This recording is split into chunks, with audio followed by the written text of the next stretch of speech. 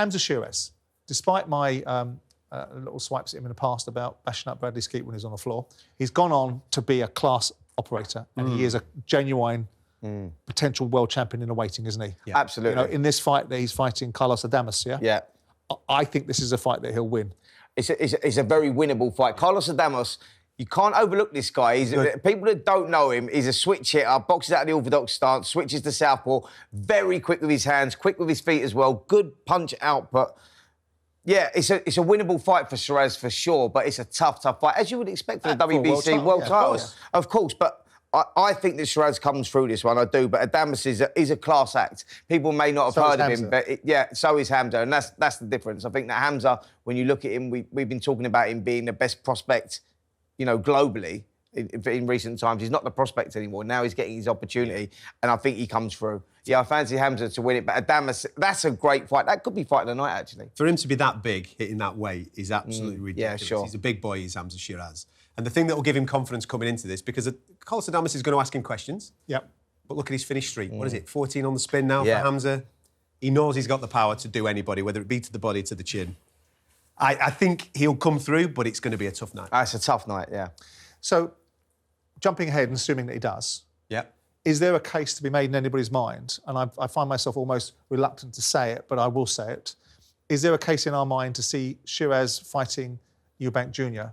post his win if he beats Adames? Well, I think the problem you've got with Eubank Jr. is that you've got obviously that Conor Benn fight that's hovering around that will happen, and then you've got the Janibek fight that he's been talking about for going for that world title as well. So if he goes down that route of boxing Janibek for the world title... Isn't Benn going to Barrios? Yeah, Benn's... But that's what I'm saying. So if Benn goes down the Barrios fight... That's off the table. That's off the table for now. Right. But then if Eubank goes down the Janibek fight, which is a hard fight as well, that's off the table for now. But I think win or lose for both of those, the next fight for them both will be that fight because financially, commercially, it makes sense. And they will want to do that fight before boxing someone like Hamza Shurz, who's a difficult fight. That's the way that I see it anyway. You also got... I think Denzel Bentley's quite high up with the WBO as well, isn't he? So but he might even get the Janibek fight first. Yeah.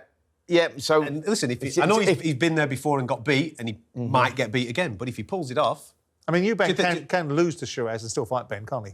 Of course he can, because that's like Benn losing to Barrios. The fight still happens. Like, we're talking about casuals here. When you're talking about the commercial side of the game, financially, win or lose them two in their next fights if they choose not to fight each other, financially, that is the biggest payday for them. From a Hamza point of view as well, if you can beat Carlos Adames and become champion, you're still not a superstar yet, are you? No, if you go and beat Eubank, then you become a household name. When we look at Eubank, and if we're looking into a crystal ball and looking at 2025 for him, I mean, I've always been critical of him. I think he's a great showman. I think I get the hype behind him because I think he's brilliant in press conferences. Only he could have stolen that press conference and said what he said. Yeah. I didn't agree with some of the things he said, but I know the reasons why he said it because he made it all about himself and then he tried to align himself with Turki Al-Sheikh and create a little island for himself. So he had to row back from it. But when we look at 2025, do we see this as a year of substance for Eubank, or do we just see it as a little bit more of, OK, he gets paid well, he makes a big noise, but actually we don't see any straps on him? I think... Just a few more zeros. Listen, I think that we see this as the year of opportunity for Eubank that he has to take. So the Benn fight will happen, you know, and personally, I would like to see him go for that world title first. If he fails there, he still gets the Benn fight.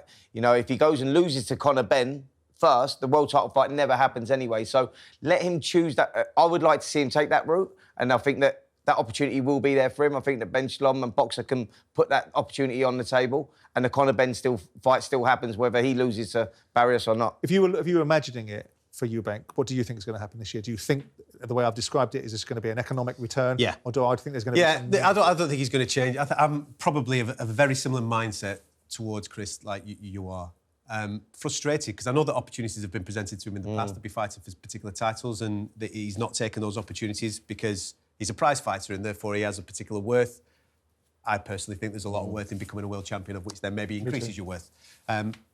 I think it'll be exactly as you've just kind of painted out there. This is going to be who's the biggest payer, which is the biggest one. That's where I'm going to go. But the biggest payer and the biggest one is going to be there this year, regardless of whether he goes for that world title first or not. That's what I'm saying. So I personally think that he will go for that opportunity first, knowing that fight's always there in the balance. So you think he'll fight Janibek? I think that Conor Benn boxes Barrios for the WBC world title. Okay. I think he boxes maybe Janabek or one of the other champions, and then I think we get the fight with him and Conor later on in the year. Okay. Yeah, and then neither one of their belts will be at risk for that, will they? Yeah, that's right. Let's Just on that, do you think both of them can become world champion? I think that Conor's depends who they fight.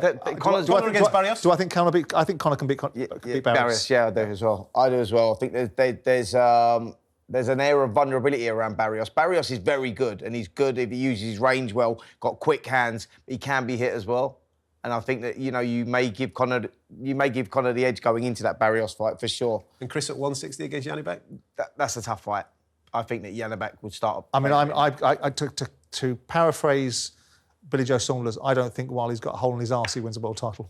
Yeah. That's not me saying that. No, Billy listen. Joe Saunders I think said. I'm just repeating it. Janibek starts a huge favourite against. Anyway, Janibek. let's give ourselves an opportunity to close the show with a perspective of maybe making ourselves look like tits in a year's time. Let's look at who we think 2025. Let's pick a fighter for 2025 that we want to see or expect to see significant things from. Okay. Who's going first? And someone that we've not spoken about. Do I go or do you go? You're not allowed. We can't have spoken about. Not someone we've just spoken about already.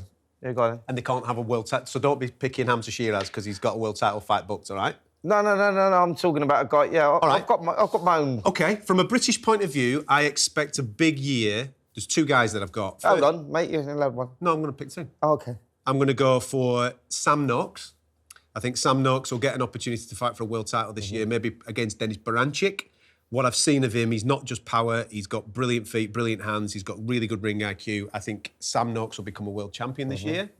And I'm also going to say that Jack Catterall... Oh, you swine. You just nicked my one. I think he'll finally have his year because I think he's the best 140 on the planet and I think this year will be his year after Arnold Barboza. Well, I'm going to go for... Sorry, Simon. I'm going to go for Nick Ball to have a huge year. Yes, he is already... He had a big year last year. Yeah, no, but he's going to have a huge year this year and I'm going to tell you why. I'm going to tell you the roadmap. Go on. Right, I'm going to throw the roadmap out there and this is the way that I see it going. I think that Noye Inoue moves up to featherweight and I think we get Nick Ball versus Noye Inoue. Are you saying that Nick Ball's going to beat Noye Inoue? No, I'm not saying that, but I'm just saying he's going to have a huge year and he's got a great opportunity in that fight. Nick Ball is a tough guy to beat. I think if you look back at the Ray Vargas fight, which we all thought that he won by 5 or 6 rounds, and then you see where he went on with Ray Ford and that great performance he had there, and then against, who was it, Rios last time out. Rios, And you just look at it and you go, this kid is he's good. A wrecking machine. Absolutely. And I think that, it could be his year. You've nicked my one, so I'm going to pivot on the hoof. There's three fighters I'm going to choose that I'd like to see good things for. I'd like to see Fraser Clark re-emerge and be given an opportunity. Absolutely. Right? I've got a hankering to see Ben Whittaker right the wrongs and potentially answer the questions. And I'd like to see David Adelaide do well. I like him. Great comeback. I like him. I like the result of the last fight. I think that ultimately the comeback after the Fabio Wardley fight is in operation. I like him as a bloke. I've changed my view on him. So I'm looking out for him and wanting him to do well. Great comeback from Adelaide or from Simon after you nicked his man. Equally. Fantastic. That was very right, good. Boys. Very That's good. it for episode 102 from Talk Boxing. Simon Jordan, Spencer Oliver and Adam Catterall. We'll see you next time we're out.